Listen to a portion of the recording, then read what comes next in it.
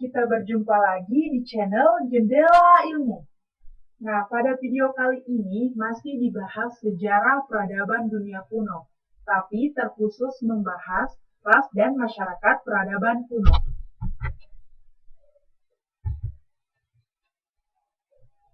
Sejarah peradaban dimulai dengan bangsa beradab tertua dan lanjut sampai saat ini. Zaman kuno adalah periode yang paling jauh. Zaman modern adalah era di mana kita hidup sekarang ini. Sejarah kuno dimulai dengan bangsa tertua, orang Mesir dan orang-orang Khaldea sekitar 3.000 tahun sebelum era kita, dan meneliti masyarakat dari timur, orang-orang Hindu, Persia, Fenisia, Yahudi, Yunani, dan yang terakhir bangsa Romawi. Ini berakhir sekitar abad ke-5 Masehi, ketika Kekaisaran Romawi Barat musnah. Sejarah modern dimulai dari akhir abad ke-15 dengan ditemukannya mesin percetakan, penemuan Amerika dan Hindia, Renaissance ilmu dan seni. Ini terutama menyangkut masyarakat Barat, Spanyol, Italia, Prancis, Jerman, Rusia, dan Amerika. Antara zaman kuno dan zaman modern, terdapat selang waktu 10 abad yang tidak termasuk zaman kuno karena peradaban kuno sudah musnah, atau tidak termasuk zaman modern karena peradaban modern belum ada. Periode ini kita sebut sebagai abad pertengahan. Selanjutnya, ras utama. Orang-orang yang menghuni bumi tidak memiliki kemiripan yang persis. Beberapa berbeda dari orang lain dalam perawakannya, bentuk badan dan kepala, ciri wajah, warna rambut, dan mata. Perbedaan lainnya ditemukan dalam bahasa, kecerdasan, dan sentimen. Ras-ras utama adalah ras putih yang menghuni Eropa, bagian utara Afrika, dan Asia Barat. Ras kuning di Asia Timur yang meliputi bangsa Cina, Mongol, Turki, dan Hongaria, yang menginvasi Eropa sebagai penakluk. Mereka memiliki kulit kuning, mata sipit, tulang pipi menonjol, dan jenggot tipis. Ras hitam di Afrika Tengah, ini adalah orang Negro, dengan kulit hitam, hidung pesek, serta rambut keriting. Ras merah di Amerika, ini adalah bangsa Indian, dengan kulit berwarna tembaga dan kepala datar. Selanjutnya, bangsa-bangsa beradab. Hampir semua bangsa beradab berasal dari ras kulit putih.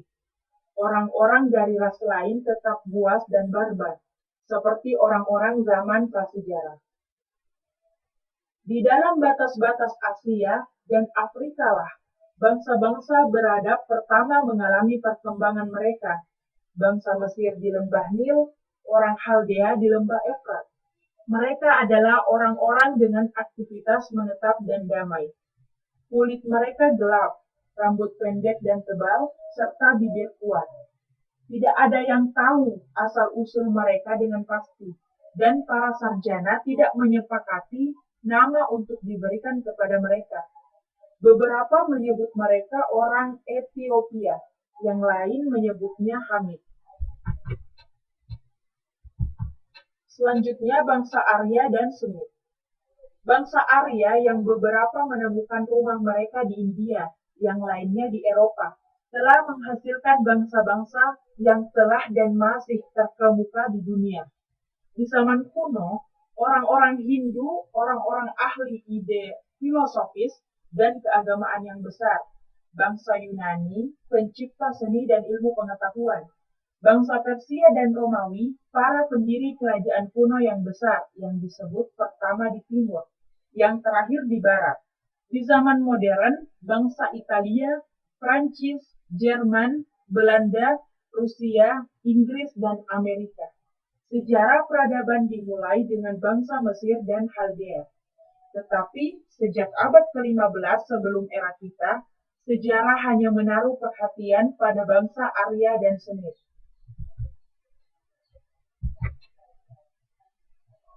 Tidak ada perbedaan luar yang jelas antara bangsa Arya dan Semit. Keduanya dari ras kulit putih, memiliki wajah oval, ciri-ciri biasa, kulit yang terang, rambut tebal, mata besar, bibir tipis, dan hidung lurus. Kedua bangsa ini awalnya adalah gembala nomaden yang menyukai perang. Kami tidak tahu dari mana mereka datang. Juga tidak ada kesepakatan apakah bangsa Arya berasal dari wilayah pegunungan di barat Laut Himalaya atau dari dataran Rusia. Yang membedakan keduanya adalah kecenderungan rohani. Maka kedua nama ini, yaitu Arya dan Semit, hari ini menandakan dua kelompok masyarakat daripada dua ras yang berbeda.